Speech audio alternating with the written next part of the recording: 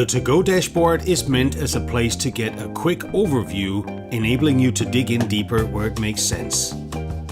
Access to the dashboard already begins when you've entered your username and password and pressed the login button. The system automatically starts filling data into predefined areas in two different categories, the music dashboard and the radio dashboard. And you switch between them using the top slider between radio and music. Let's start by running through the music dashboard. The first slide you get is a graph showing the overlap between your station and your predefined prime competitor. In this case, you can see that 66% of the top 50 songs you play are unique to your station, not played by the other station in their top 50. 34% shared. We also display the same number but over time, so you can see if this has changed in the last 8 weeks. The third one shows the total music database overlap, enabling you to not only look at the top 50s but all the songs played in prime time. This line up here is important throughout the whole software, the whole solution. Always look here to find what data you're looking at. Especially here you can see this is workdays 6 to 6. The total music database overlap is also expressed over time in this graph. The next graph shows you the latest new songs played in your market. Market can either be a metropolitan area or a country or even a station-defined area. You also get a list of the latest songs played most in your market.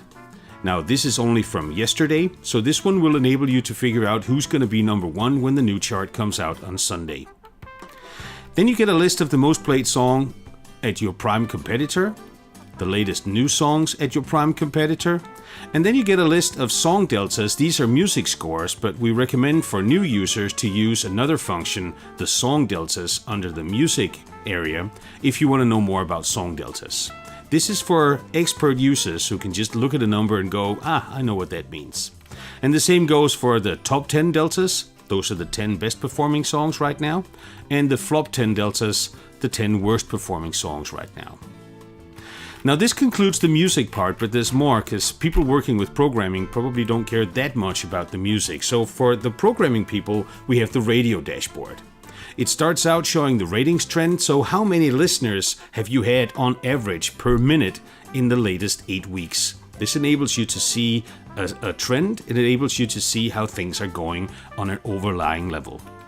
Same goes with the TSL. We have two lines here. Dark blue one is Tsl Precession, meaning how long does it take from a listener to switch on until they switch off every time they do it. The other one, the TSL per listener, expresses how listeners listen over a week. Now we can't do that on all listeners if we're talking stream data, but we can do it on the ones that we can identify, and it gives you an idea if the general listening pattern is going up or going down. The next graph here will take a little bit of explaining. We don't call people P1s and P2s in our world. We call them regulars and casuals. Now, the regulars are people who listen at least 7 times per week. And this graph shows you how good a job you're doing at retaining those regular listeners week by week. This is a pretty standard number, between 23 and down to 17, up to 25, 27%. And this week I know for a fact that in this country there was a winter vacation, so it's quite obvious that the number will go down. Now we all know that the regulars, the ones who listen a lot, they leave a lot of listening minutes. So if this graph starts pointing downwards, you are in trouble and you have to react. You also get an overview of the content balance, meaning how much music and how much talk do you have. Again, this is from 6 to 6, that's the standard default on workdays. We show you the same thing for the competitor content balance trend, so you also know how much you sound alike in terms of how the flow is.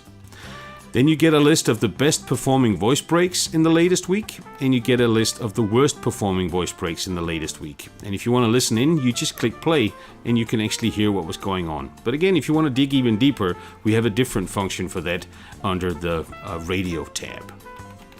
Then we show you a profile of the regulars. Remember, those were the ones who listen 7 times or more per week. This is how much listening they leave over a week on this particular station, 7 hours and 21 minutes. Each of the sessions about 1 hour. And you can also see that these listeners are primarily desktop listeners, not mobile listeners. And then the casuals, that's the next group of listeners, normally probably known as P2s. They are the ones who listen 3 to 4 times per week and could potentially become regulars. The casuals leave 2 hours and 35, but each of their durations session is a little bit longer, 1 hour and 24. And you can see there are more mobile listeners here, 25% of the regulars compared to 37% of the casuals. Now these are default slides. You can't change which slides you see, but you can change a little bit. If you fold out the menu, you can actually change to a different station if you have more stations that you can look at. You can also change which hours you look at. Like I said, default is 6 to 6, but you can look at just the morning show and go, okay, let's look at only 6 to 10. And let's look at all days instead of the work days, or maybe let's just look at the weekends. And then you just press analyze, and then the slides will update, and you've got your overview of what you need.